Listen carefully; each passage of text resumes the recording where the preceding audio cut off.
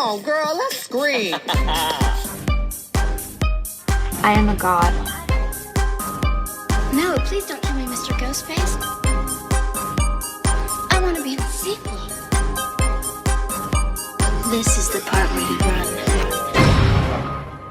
Come on, scream. Hello, and welcome to Let's Scream, a podcast where we dive into our favorite horror movies. I'm Parker. And I'm Stevie. And today we're looking at 2025's Sinners, directed by Ryan Coogler. Join us as we journey to the juke joint and learn all about the mysticism of music. Girl, you ready to scream? Come on, girl. Let's scream. Okay, so Sinners from this year just came out a few weeks ago. How do we feel? I loved it. Me too. I loved it. I only went in knowing that it was a vampire movie. Yeah. Didn't know anything else. I didn't even know it was vampires. I didn't even know that shit. And I loved it. It's so good. It's like the best vampire movie I've seen in a long time. Yes. Absolutely. Oh, absolutely. And I think that the cast is incredible. The directing, the screenplay, every part about it. It's just a really job well done. Mm-hmm. It's like making a huge splash at the box office. As it should. It's so good. This director did a great job. He came from Marvel. He did Black Panther, which is like the best Marvel movie probably, or like one of them. And you can tell because this shit is so good. Yeah, I definitely want to praise the soundtrack. Because there's music pretty much the whole movie. Yes. And I got to the point, it's very early, like, before they really get into, like, the music aspect. But, like, it's just a part where they're driving around. And I, like, was like, I love the soundtrack. Right. Like, the soundtrack is so good. Good, yeah. And I love a musical. It's a musical. And it's a musical. It's kind of a musical. Yeah. And it's a musical. All right. Oh. And Michael B. Jordan gets to play twin main characters. Hello, Lindsay Lohan in The Parent Trap. Yeah, he saw The Parent Trap and was like, this, but vampires. That, right. This, but vampires. And I think that, like, the horror in this movie is good because the vampires are just really unsettling. Yes. I really like their design. The design's so great, which is really good to come into after Twilight. That's the thing is, okay, so when we went to go see this movie, we had literally just finished our recordings of Stephenie Meyer March for this podcast, and we had covered the entire Twilight saga. And a few weeks before that, we did Abigail, which is another, or Abigail, as I called it. That was another. You said it right the first time. You got it. Yeah, but yeah, exactly. I've learned. But I was just a little vampired out, to be quite honest. Yes. And I did not know this was going to be vampires. So when a vampire showed up, I'll be honest with you, I was like, oh no. But then I was very pleasantly surprised. They did such a good job. By how well this vampire story was executed and how much fun I had. Yeah. And yeah, we also did not get a chance to take proper notes, do like a proper outline like I normally do for this podcast because this movie is still in theaters. Yes. And we've only seen it once, and that was a couple weeks ago, and we just haven't had the time to go back. Yeah. So I am using this website called themoviespoiler.com. Yes. I found like a very descriptive outline so we can try and recap the plot as best as we can without the ability to pause and take notes and make, astute observations like how we normally do. Also, I will say that I wanted to get into like research because I know there's a lot of like heavy symbolism. There's a lot of historical references, and this movie's actually like, it kind of reminds me of like a movie that you would use to help do research on a project in like American history class. Yeah. Because it ties into history so well. But I will say, if you are wanting that sort of deep dive, go listen to Dead Meat. They just released like a 2-hour podcast on this movie. Like analyzed it. And Chelsea did great research. And they really, really get into that. So we're not going to do that on this episode, but I'm sure everyone that listens to our podcast probably has heard of Dead Meat or listens to Dead Meat anyway. Yeah. So that's not what you're going to get here, but we just wanted to really talk about this movie because it deserves to be talked about right now. It's so good. And if you haven't seen it yet, go see it. Support horror in the box office. Yes. And hopefully we'll get more cool movies like this. Yes. Okay, well, that's kind of all I want to say before we get into spoilers. Anything else you want to share before we dive into it? No, I just really like this movie. Are you ready to scream, girl? Girl, let's scream. Let's scream. Okay. So Sinners begins with this, like, narration of this woman. And we get, like, old, like, tableaus of tapestries and, like, ancient drawings of just different time periods. And this woman is explaining how music sometimes is so powerful that it actually can create this sort of, like, magic and mysticism. Yes. And which I think that's very true. What I love about this movie is that it's about music. Yes. And I've always been a musical person. I love music. Yeah. I really feel like it is what ties me to spirituality the most when I think about, like, just my life experience. So I really love that this movie is exploring that. Yeah. And the sort of, like, power that it has. And we don't get a lot of movies that are like that in horror. No. So this was fun. This really does feel like a movie about music with the horror kind of tacked on. Yeah. And not, like, saying, like, tacked on in, like, a negative way, but, like, the horror is not the main... It's not the forefront. The forefront of this movie. No. It's like... But they used horror, and we'll get into it in this first scene, they used horror to keep you invested in the story. Yes. Yeah. They do. I think there's a very good not the very first scene with this narration, but the next scene we get to. I think putting it where it was very important, because I think the movie then for some people would have felt like it dragged on. No, absolutely. That's a great way to put it. Yeah. So and absolutely. we're now at that scene. Right. So after we get that little intro, we are in Clarksdale, Mississippi, and we are in the 1930s. Okay, so think back in your American history class brain about the 30s. Sammy Moore, okay, he's played by Miles Catton.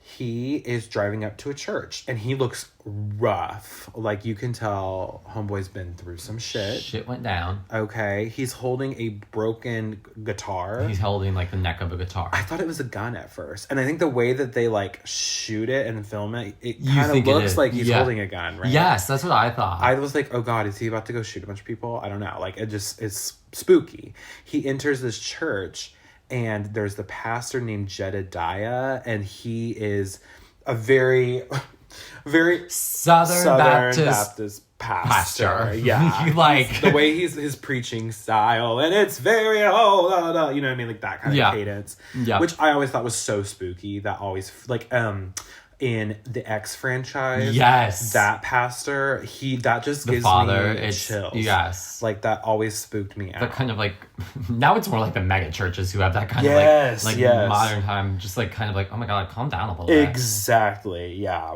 And there's like a bunch of that comes into this plot too, is like commentating. It's like, take a breath. Religious like oppression. These people don't take breaths. It's like, it's okay to breathe. Right. And we learn that this is Sammy's father, and he kind of confronts him in front of the entire, like, church procession that's happening. The congregation. Then you think that, like, he's gonna attack his father? Or that's what I thought. It was kind of spooky, and you don't know. It's just tense. And then there's these flashes that made me jump scare of, like, some horror happening. Yes, it's like flashbacks to earlier in the story, I guess. But it's quick, so you can't really process what's going on. And before anything really happens, it's like this build up, and then it flashes back to one day earlier. Yeah. And this is really where the main timeline of the movie starts. We meet Sammy's twin cousins, played by Michael B. Jordan, Smoke and Stack, who are like mobster, gangster guys. They were in the Chicago mobs. They were like the implication is that they worked for Al Capone. Yeah. So again, this is all tying into history. Go listen to that Dead Meat episode, because they explain how, like, that would be the perfect setup for, like, these two people to exist who have just kind of, like, stolen a bunch of money from them and are here to open up a juke joint. So they're, like, on the run. Yeah. And they're funny characters. Yeah, they're very likable. I mean, Michael B. Jordan. I think all the characters in this movie are so likable. Let's talk about Michael B. Jordan. And how he is the finest man maybe God ever created. He is so fucking hot. Damn, is he hot. Yeah, genetics did him good. God said, let me put the hot gene up in that one. Like, he dumped God, it. have you ever seen that meme of like God making me and then it's like the accident, like Yeah. and it's like hotness. He accidentally dumped in way too much hotness for this He's like, one shit. person. Yeah. And talent. He ran out for so much that he was like, I have to put a lot of ugly people. Like, I'm out of stock. I can't make Yes. Sorry, y'all. He like everyone who came after for a few weeks, it was like, ooh, That's sorry, so y'all. true. Michael B. Sorry. Jordan definitely took up all the hot genes for the rest of us. But yeah, he does such a good job. It's so Lindsay Lohan. I love it. And like the way that it's shot, it's so like the evolution of that twin CGI or green screen, however the fuck they did it in Parent Trap. It's now come to this point where they are doing the coolest shit and you cannot even tell that it's one person duplicated. Oh, I'm sure people went in not knowing Michael B. Jordan. Because how could you not? How could you not? He's but like I'm a sure people huge would not star. realize that they're not twins. They're not twins because it's just so effective. I mean, that's what happened with Lindsay Lohan in Parent Trap, because that was like one of her first big films, and so people who didn't know her were like, "Oh, she's a twin." And I was like, "No, bitch." Yeah, but you go back to Parent Trap, and it's like you can see the like, green screen. you can see how they did it, but it's still just. But they like, did a great job back They then. did a great job. But so and now they, this or is- like, oh, clearly a body double. Right, yeah. But this, no, it's like they're fucking twins. Yeah. It's so cool how like well that they achieve that in this movie. Okay, so they are buying this sawmill from this like old white man. His name is Hogwood. And this is a funny scene because they threaten him and they're like, and if there are any fucking KKK people, we're gonna fucking kill them. Like we see a white person, we're basically going to kill him. Yeah. And the guy goes, oh, well, shoot, the Klan ain't around still, but like... Girls in the 1930s. Right. But that they are. was like, you know, the big part of the narrative is they were trying to be like, oh, like, we're not a thing, but they were always secretly around. And they still are. And still are, exactly.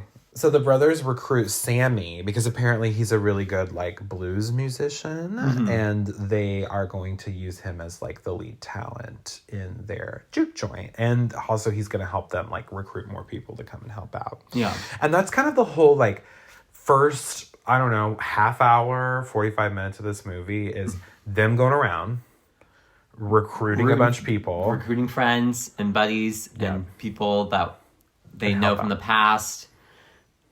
And I think that's why that first scene was really important, because I think if it had just been this and started with, you know, the cousins showing up and buying the juke joint, this movie, I think for people would have felt like, what's going on? Yeah. Where's the horror? Right. But now it's more, you're like, oh my God, what's going to happen? What's and you gonna really get to happen? know all of the characters and really start to really care for all of them. So you're kind of like, love these you're like, characters. kind of at a point you're like, I hope you don't go. Yeah, so you have that emotional attachment and it makes the story like Which- way so more to easily to invest in. Compare this to Abigail. Abigail tries to do the same thing, but we don't know any of the characters because Right. they're all, you know, mercenaries who are keeping their identities undercover. Yeah. And so you don't, I didn't really get an attachment to them as much. So true. This movie, literally everyone who dies, I'm like, no. I know. And they're all like minorities in the 1930s that are having to like deal with what life was fucking like for these people. And so it's so hard not to root for them. Yeah. And they all have like their own quirky personalities. Like everybody's quirky and I love that. Yeah. But like not in like an annoying way, in like a really earnest way. Yeah. And you just love them. Yeah. We first meet Grace and Bocho to help them like create a sign, help them take care of some like the business aspects of it. Yeah. Love these two. Oh, yeah. They're really fun. Because they're like the store clerks. So they have like basically all the supplies. They're basically like, we need all the supplies. We need this food. We need this. Yeah. I'm like, okay. And the daughter who runs it, she's funny. I said her buttons are buttoning. Yeah. She has huge buttons. buttons on her shirt. She was like, let me get the biggest buttons. And they're like, this is the biggest we have. And she's like, not big enough. her go-to drag lip sync song. Buttons. Loosen up my buttons, babe. Right? I loved her buttons. But this was apparently, like, I listened to that Dead Meat podcast, and apparently this was, like, around this time in the 30s, was that, like, there was a bunch of, like, Chinese families who would open up these stores in the South. Yeah. Yeah. like the history and like the research that they had to have done to make this movie and how accurate it is so impressive. Yeah. It's another thing that just adds to how cool it is. Well, he pays a girl to watch his car. Yeah. He's like, I'm gonna give you 10 cents for every minute I'm gone. She's like, shit, hell yeah. Because like, Right. back then that was a ton of money. Crazy, yeah. So she was like, holy crap, yeah, I'll do this. And he was like, yeah, if you see somebody trying to steal from me, just lean on the horn. So while he's like talking to the couple, he hears the horn just going off. And so he runs and he sees two guys and he shoots one of them in the leg. They're trying to get up in his shit, yeah. And he shoots one in the butt. Yeah, like the booty, the butt booty cheeks. And He shot him in the they booty like cheeks. know each other. Yeah, he's like, oh hey. He's like, sorry, but I'm a mobster. You can't steal from me. I'm gonna shoot you. I didn't know that was yours. And then he shoots the other guy in the leg, yeah. to like make up for it. To be like, I mean business, bitch. Yeah. Don't fuck with me. Then we also cut to Stack, who is recruiting another friend. His name is Cornbread. Not Cornbread from Drag Race. No. Which I immediately thought of. Yes. That's Cornbread with the K. Yes. This is Cornbread with a C. With a C. Who's played by Omar Miller. They hire him out of a cotton plantation. This is funny because his wife, like at first he's like, I don't know if my wife would let me do that. And she's there and she's like, well, how much are y'all paying? And when she learns, she's like, bitch, do it. And that was really funny. She like encourages him. Yeah. And then Stack goes to the train station and he is looking for another blues artist. He finds Delta Slim, who's played by Delroy Lindo. He is just wailing on that harmonica. Yeah. I love this character so much. He's an alcoholic. Yeah. And they convince him to play. Like, at first he's like, no, I got a gig that's, like, all consistent. And, like, it pays me good money. And I doubt y'all will have what I need. And then they offer him, like, this Irish beer that they got from Chicago. Yeah, they give him a sip of it. They're like, try this. And he's like, oh, my God. And they're like, you'll get paid more. And you can have as much as you want. So he's, like, sold. Yeah. It didn't Free take alcohol. Say no more. Literally, yeah. Say no more. Say no more. So Open bar? Oh, let's do it. and he's just funny. Like the actor did such a good job, like with the comedy of this role. Yeah. Nailed it. And his accent is crazy. Like he might have the craziest Southern accent in the movie. Which there's a lot of crazy Southern accents going on. To be honest, I want to see this movie with subtitles because the accent work was great, but it reminded me of like movies like The Witch. Yeah. Where everybody has like a really thick accent and it's so like historically accurate, which is amazing. I can't understand what y'all are saying. But I want to have the captions, okay? They also run into, at the train station, Miss Mary, played by Haley Steinfeld, who... We learn is part black? I didn't know. I had to look it up. Actually is? She really is. She's 1/8 black. Which is what her character is. Yeah. So I was like, okay, fun fact. Did not know that, but her... She's still white. Right? And, like, that's her whole thing. Like, her whole character is about her being, like, racially ambiguous, but it's also, like, girl, you're white. Like, you're so white. And she decides to be Latino. We'll get into that. Yeah, she's kind of, like, I guess, like, the original appropriator of culture in this movie. She was like, oh, new cultures came out. Time to appropriate. Right. Like when Gwen Stefani did it. She was the original Gwen Stefani. Stefani. Yeah. But I do like her character because Haley Steinfeld just makes me laugh. Yeah. She's kind of like corny. I always think of Pitch Perfect too. Boy, if you don't get the fuck up out of my face. That was funny. People right? keep posting that clip. That's so funny. Yeah.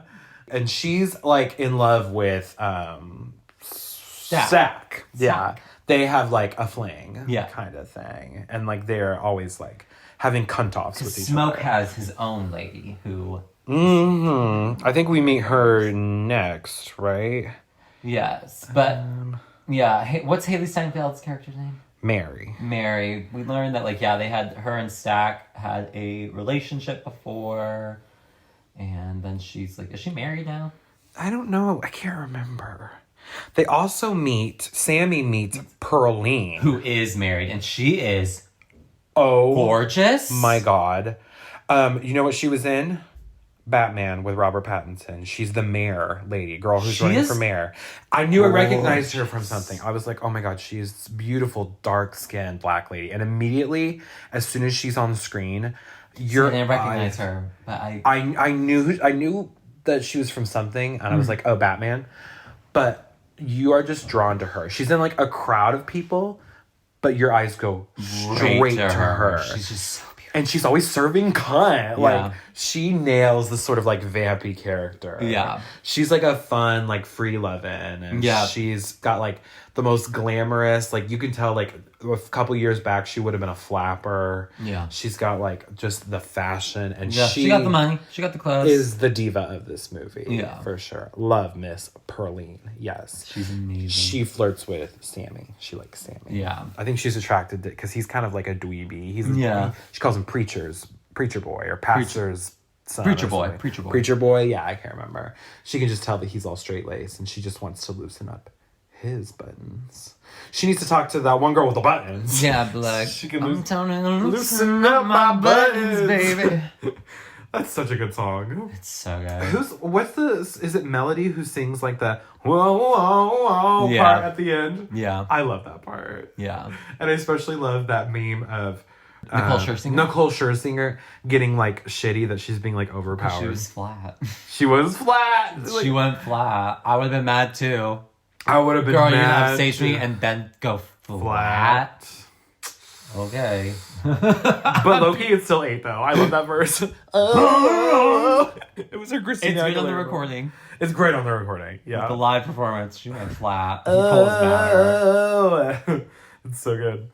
Okay, so Smoke goes to visit his wife, who he's like been estranged from. They have like some beef. Yeah.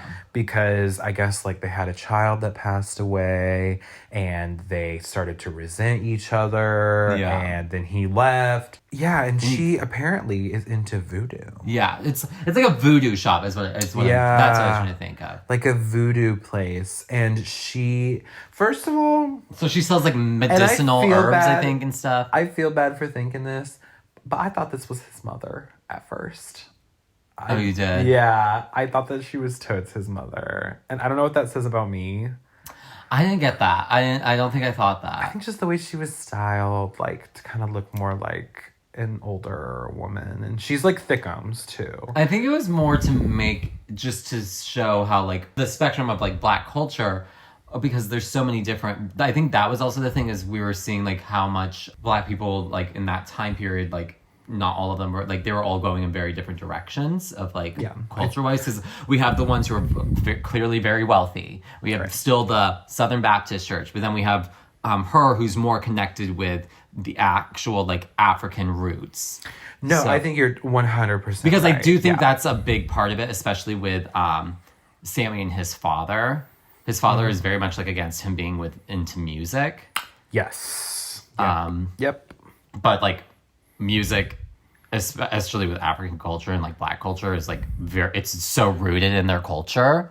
Yeah. So it's, like, it's weird that, like, oh, his father has been so, like, because, I mean, white, like, religion, a lot of Christian religions are very whitewashed. So they've been, like, put into this religion that is predominantly a white religion. And, like, you see how, like, that has shifted, like, their viewings of, like, their old cultures and their own history. And music is so, like, incredibly linked to spirituality. Yes, And which is, like, the crazy thing. It's like, Yeah. but there was a period of time where in religion, music was not a good thing. right. It was considered, like, of the devil, which is just crazy. Yeah, right. But it's funny because now you should bring up that opening scene. You're right. Like when he walks in on his dad preaching, there's like music going on. They're like doing like a worship, like a gospel song or something. So like there's music in it, and it's kind of showing like the hypocrisy of, like, oh, but it's not the right kind of music. I feel like religious repression is a huge theme. Yes, I think that's the more we get into this. Yeah, I definitely thought that was it, for sure. Yep, absolutely. But anyway, yes, her name is Miss Annie, is Smoke's wife. She's one of my favorite. And she's great, such a great character. Probably my favorite. She's the one you, like, root for, like, the absolute most. Yeah. She's, again, like we said, practicing voodoo. She has been trying to keep them safe. Like, she's been doing spells and stuff to, like, watch over the twins and make sure that they're okay. Mm-hmm. And then they start making love. Again, I thought that this was his mom at first, so I was like, oh, weird, what's going on? And then I, like, quickly put together, I was like, oh, I feel bad. She's actually very young. I started, like, looking at her more, and I was like, Oh, yeah, that's his, like, wife or, like, Yeah. girlfriend or whatever. Apparently, a lot of people felt that, too. I looked that up, and, like, a lot of people also, like, felt that she was just styled to look older, I guess, and I don't know. So then, after we have all this set up out the gate, we meet our villains as a vampire runs into frame with, like, smoke coming off of him. Yeah. So I was like, oh my god, there's And vampires. he's being chased by natives who are from an actual tribe. It's the Choctaw? I believe that's the correct. Choctaw? Choctaw tribe, yes. A real tribe, again, how this relates to history so well. They were, yeah, and they're actually based in, like, they were for, like, now, modern time, they're not in Mississippi, I don't believe, but traditionally they were in Mississippi area. They've been chasing him because obviously the Native Americans are so tied to spirituality and mysticism, they would know about vampires. Oh, they're like, he's evil. Yep. And Very Twilight. And very Twilight, right? Exactly. Very La Push. La Push. Quillia tribe, even though Stephanie Meyer did not do her research. No. For that No. series. This director clearly did.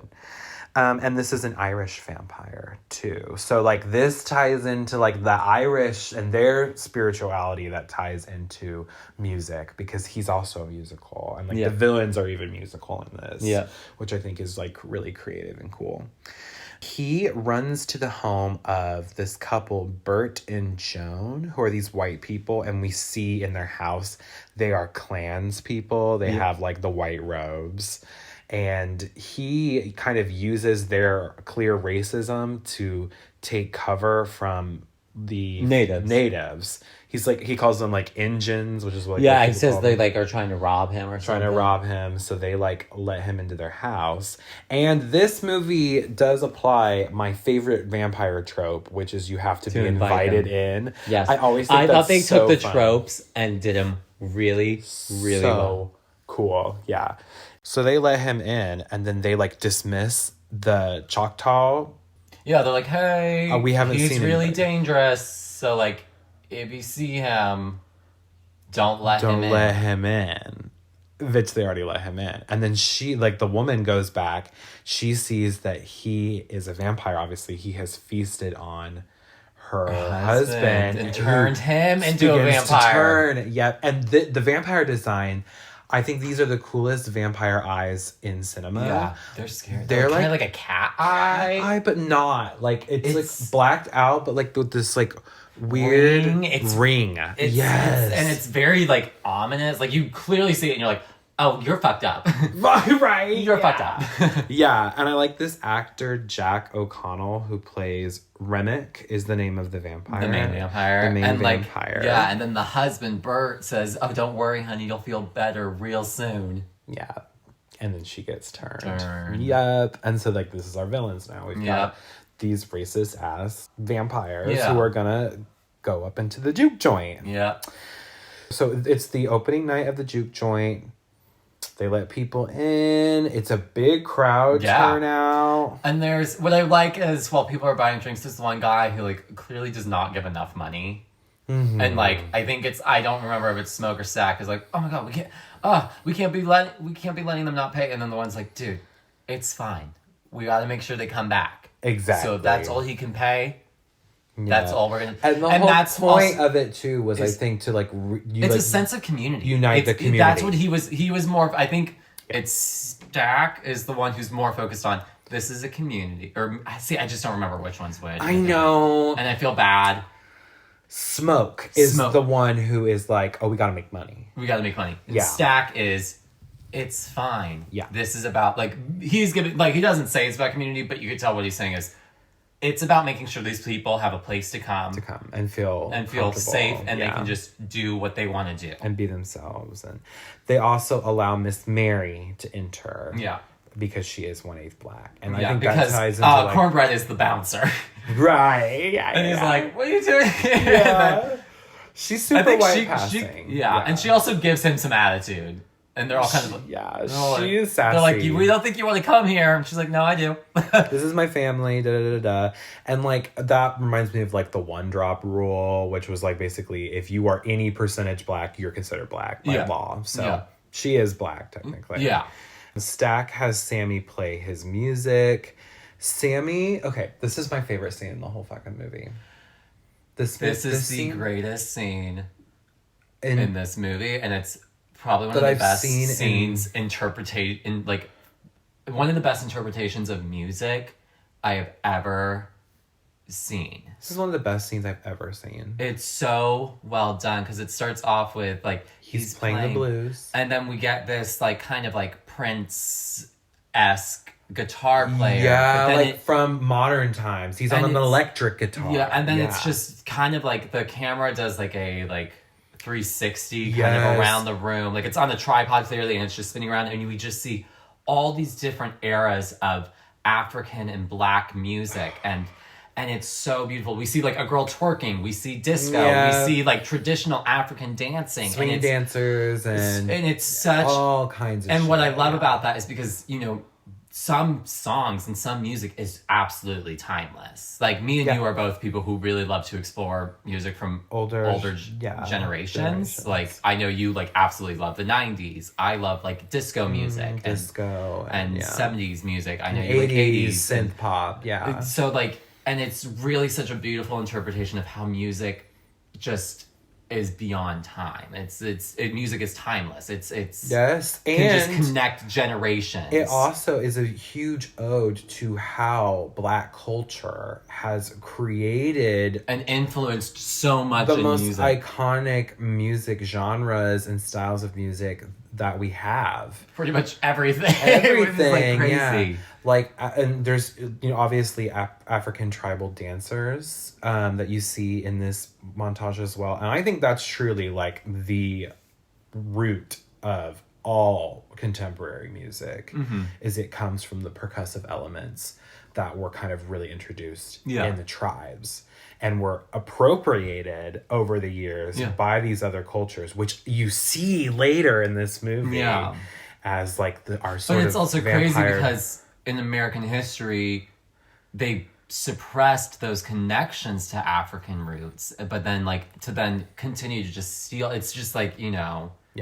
and then they weren't allowed to celebrate their culture, but people were allowed to steal their culture and claim it as their own. And And there's even a line earlier, I think when they're at the train station, someone says something, I can't remember who it was, but it was like, white people, they love the blues music, they just don't love who's singing the blues music. And that's, I think a huge part of the theme, the racism and like the oppression of Black culture obviously is huge here. And this scene, like you said, it's like this big one take where the camera is like weaving through the room. First of all, the set is cool as fuck. Yeah. There's also to represent like the Asian representation here.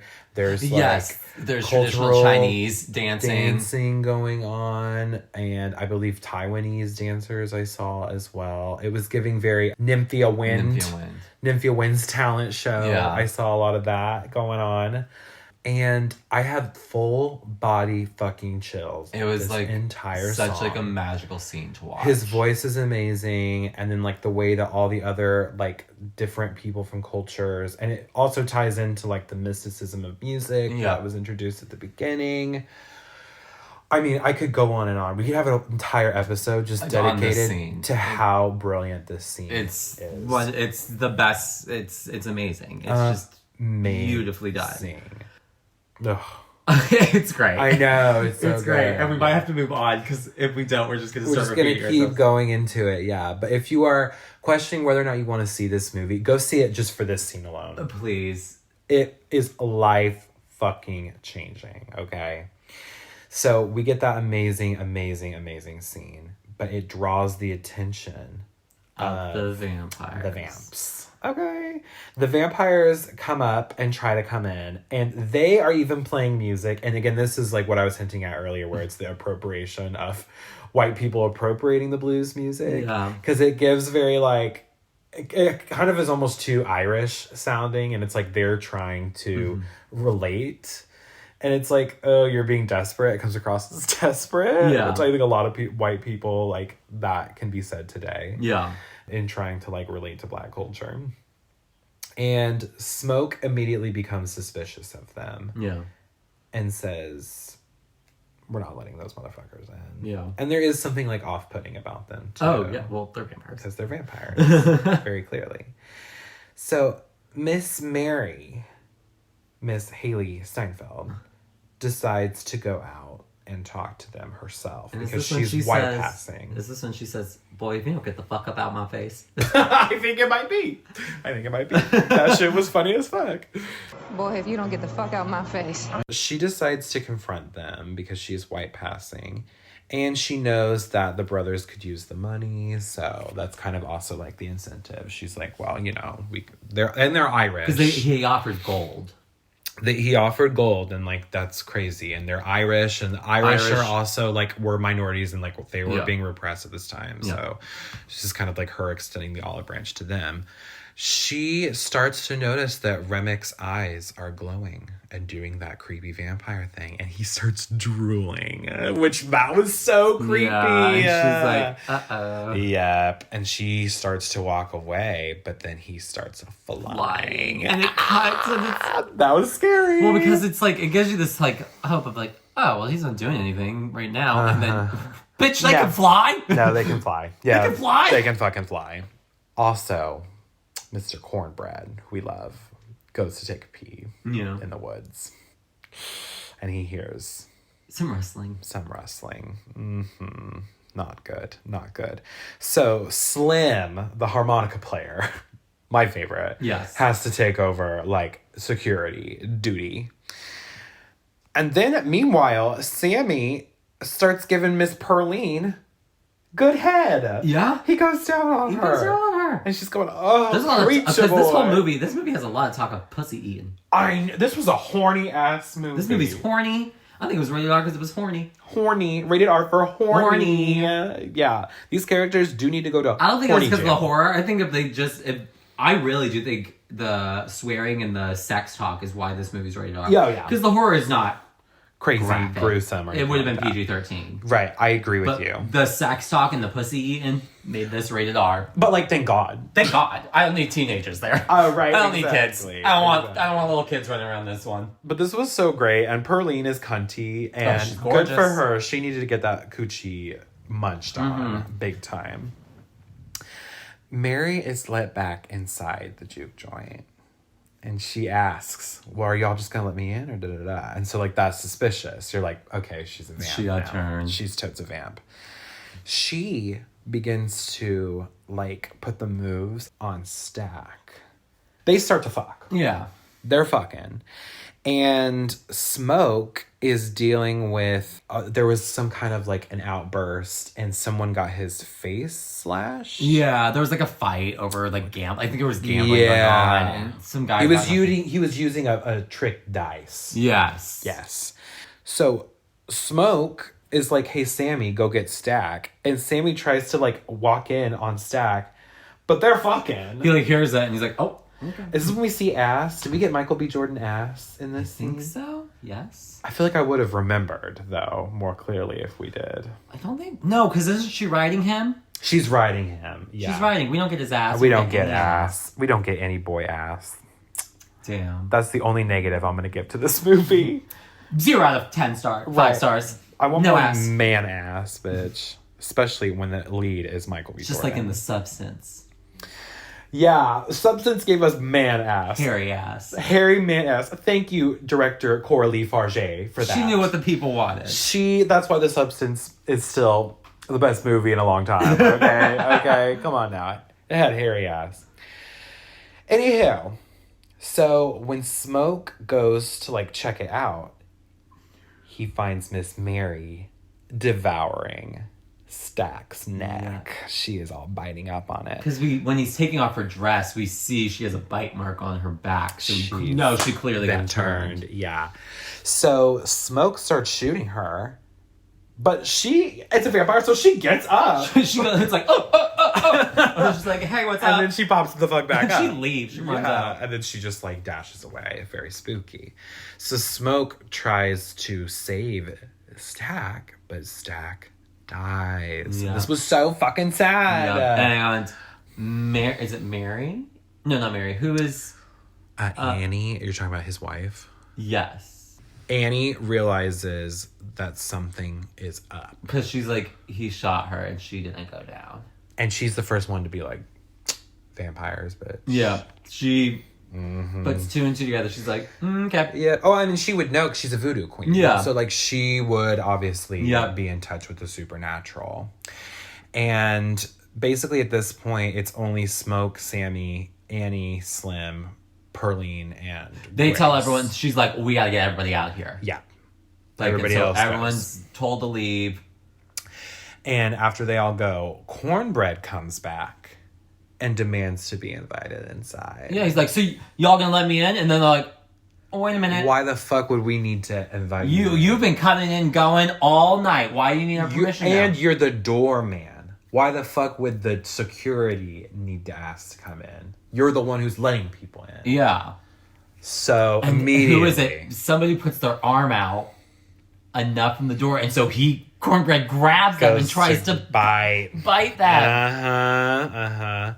So then they shoot him in the face. Yeah. And he leaves. Yeah. Clearly vamped out. Annie is like, okay, yeah, this is Toad's vampires. So she kind of gives them like some vampire lore, and She's like, we can't invite them in. We gotta like make stakes. We gotta have crucifixes. We need silver bullets. Yeah, we're gonna try out which one. We need. Doesn't she make like a garlic thing for that? Yes. Like a garlic water or something. Basically? Yes, she like exactly. So we're dealing with all of the traditional vampire shit, Which I kind of here. love. I mean, come on, it's classic. They went with the classics and they made them fun. And that's why we love vampires. Is it's kind of hokey shit, right? Yeah, I because mean, there's so many weaknesses for vampires. Right. Like, it's kind of insane. how it's many... so funny. You need to watch What We Do in the Shadows. I think we really need to sit down and watch that show because that's like a parody of just vampire lore, and it's great. Mr. Stack, the twin that had died. Oh, he's alive again. He's a vamp. He tries to attack, and Miss Annie uses that garlic potion she made to like fuck his face up. She like splashes it in his face. Yeah. She's like, get out of my face. Meanwhile, all the people that were leaving, they get turned into including vampires. The Asian husband. Yes, the Chinese husband. The Chinese husband. Bo, Grace's husband. And Grace is very, very upset. Yes, as she should be.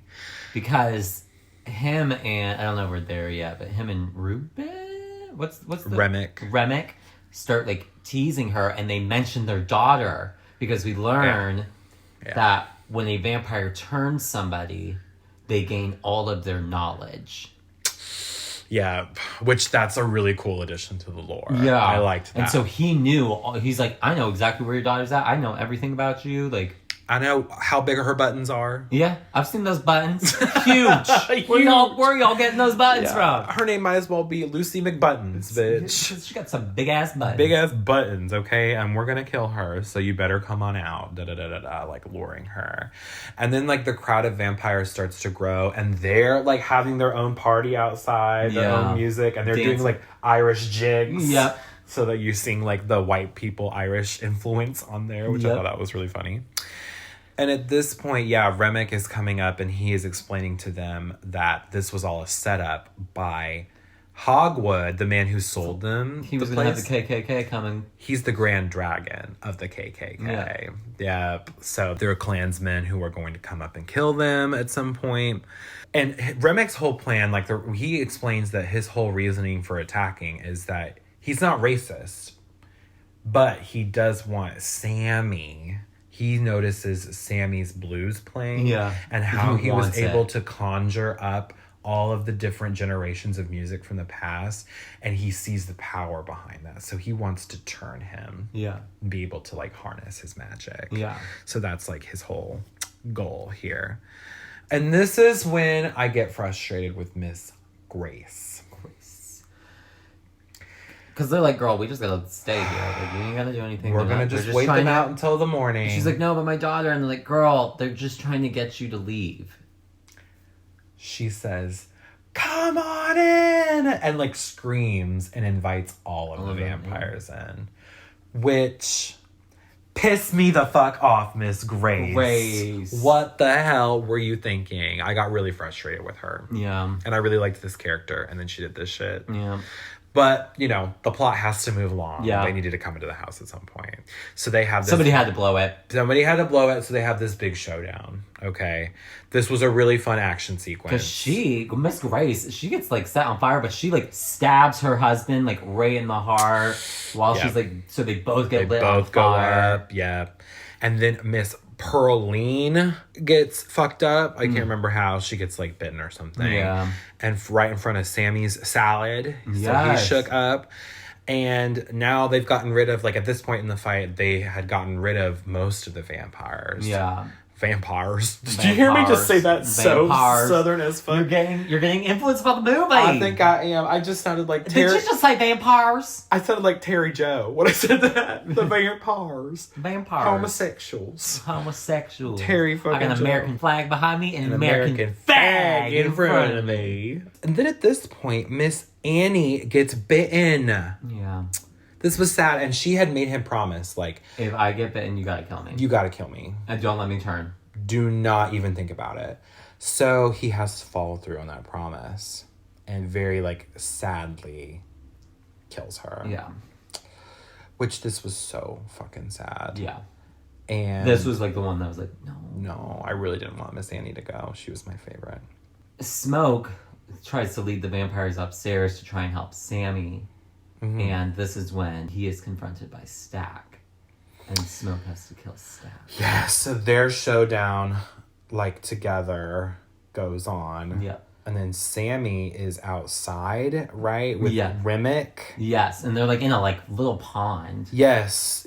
They're, like, in the water. Remick is, like, clawing his face. Yeah. And Sammy uses it's the twins' father apparently had passed this guitar down to them, so it had like this kind of mysticism as well, and it's silver. There's like a silver part of it, so he jams it through his skull. Like he jams the silver part of the guitar into the skull, and so that happens to all the other vampires. Yeah, and then as this is happening, the sun is rising, and they all go up in flames. Yeah, and they all just burned up. Okay, so the KKK is coming. Yeah. So he's like, Sammy, you leave. I'll handle this shit. And we get this really great scene. This huge action scene of him just killing all these KKK members. I looked at Keaton while we were watching this and I went, cinema is back. Right. Like, because it was kind of just, it's so over the top ridiculous, but you're like, yeah, you know what? I want to see some, like, good killer. I want to see some revenge come out. Right. This was so fun. He, like, kills all these KKK people. He, like, has grenades and he shoots some. And throws them into a car, blows up a car. Yeah, that was fun. He does, unfortunately, though, get shot in, like, the gut. Yeah. But he does get down what's the guy they bought the juke joint from? Yeah, Hogwood. He gets leader. Down Hogwood, and Hogwood, like, he starts to smoke a cigarette, and he, as he's dying, sees Annie and the baby, and she's nursing the child. Mm-hmm. And then Hogwood tries to offer him money. He's like, I've got money, like I can help you, like we can forget this whole thing. He just takes a gun and shoots him in the face. Just blows his brains out. Like, I think it's a little like Tommy gun, so he just keeps shooting it. Yeah. Just obliterates that man. Hell yeah. And it's like, yay, good. Yes. Annie gives him the child to hold, so we know at this point he's passed, but they're reunited in the afterlife. They're reunited. This was beautiful. Yeah. So, like, they do kind of still get their happy ending. Yeah. The three of them. Yeah. I was just sad, though. Yeah. They both died. That was really, like, powerful, you know? Really powerful. It was really, really powerful. It's what I wanted. And so now at this point, we get flashback to our intro scene. Yeah. Sammy is driving up to the church. And now we realize, no, he hasn't been turned into a vampire. Maybe it looked like he was going to bite his dad, or he had a gun or something. No, that was just the broken piece of the silver guitar that he was holding on to. And his father is confronting him in front of everybody. Trying to give it up, but if he had given that up, his life wouldn't have been saved. Exactly. So I think this is also kind of how like music can save lives. The power of music. And so he decides to leave his father and leave the church and pursue the life of a musician. And we get this I loved this final scene, this beautiful final scene of he's in Chicago and he's a blues singer. Famous. He's like a famous blues player. Successful, and his name is... He goes by Preacher's Boy. Preacher's boy. Yep. That As was an honor to Perlina. Pearline and his dad and his roots and all that. And then we get this weird... Post-credit scene, and... I don't know if I like this post-credit scene. I didn't care for it. I thought it could have ended right there. I think it should have ended where it did, but we do get a post-credit scene where after his performance, one of the bartenders comes, it's like, hey, there's 2 people here wanting to know if they can come in. Is that cool? Like, and he is much older at this point. I think we're in the 90s. Yes, so he's like an old man. He's like, yeah, sure, that's fine. And it's Stack and Mary. And Mary's Latina now. She's appropriating Latina culture. She's got her little, like, popsicle. She got the hoops, and she got her bamboo hoops. Very Saint-Tropez. Saint-Tropez. Very Jiggly Caliente. Oh. R.I.P. Rest in peace, Jiggly Caliente. We love her. But yeah, very that vibe. And Stack is giving Fresh Prince of Bel-Air. Bel-Air? Bel-Air. I don't know why the fuck I said Bel-Air. But he's giving Will Smith realness. Yep. He said Smoke had spared him. Mm-hmm. He basically was like, as long as you leave Sammy alone, I will not kill you. Like, So, but they've been vampires this whole time. Yeah. And they're still around. Yeah. And they were like, we can turn you if you want. And he's like, no, I've lived a life. Also, why the fuck would you want to turn into a vampire when you're old? Yeah, like, fuck that. No. I'm okay with, like, eternal youth, but eternal old? Oh, no. Diva, no. So he plays them one last song, and it's kind of a cute send-off. Again, I apparently, though, they did announce that there's going to be sequels, and they want to do, like, franchise. And because this director comes from Marvel, that makes more sense to me that this was, like, a tease for, like... Yeah. These characters could come back. Yeah. So, leaves it open. Yeah. I kind of liked the more absolute ending. Yeah, I agree. I just don't think this was... But maybe, like, after we come back from the sequels, whenever those come out, I'll appreciate this more. But yeah. I really... See, but this is also kind of a series or movie that I'm like, does it really need sequels? That's how I feel. Because I'm like, what else are you... Like, I guess this just one to is so strong in its explore... theming. You have to do... What are you going to do next? But... Some sequels are good. Yeah. Some sequels are good, so we'll hold out for it. Yeah. I think overall, this movie was great. Oh, such a fun watch. Like, I had no issues with it. So much fun. One of my favorite vampire movies ever. Yeah. And if you haven't seen it yet, go support this movie. So that's all I have for this week. Same. Thank you so much for joining us on Let's Scream this week. We hope you had a fun time with us at the Juke Joint. The Juke Joint. Please remember to follow the pod, like the pod, and leave a glowing review of the pod, of course. We are at Let's Scream on Instagram. And Let's Scream Pod. Let's Scream Pod. Sorry, thank you. And you can send us movie requests for future episodes. You can follow me personally at Parker_Will_C on Instagram. And you can follow me at Stevie Nash 95 on Instagram. And until next time, this has been Let's Scream. Bye.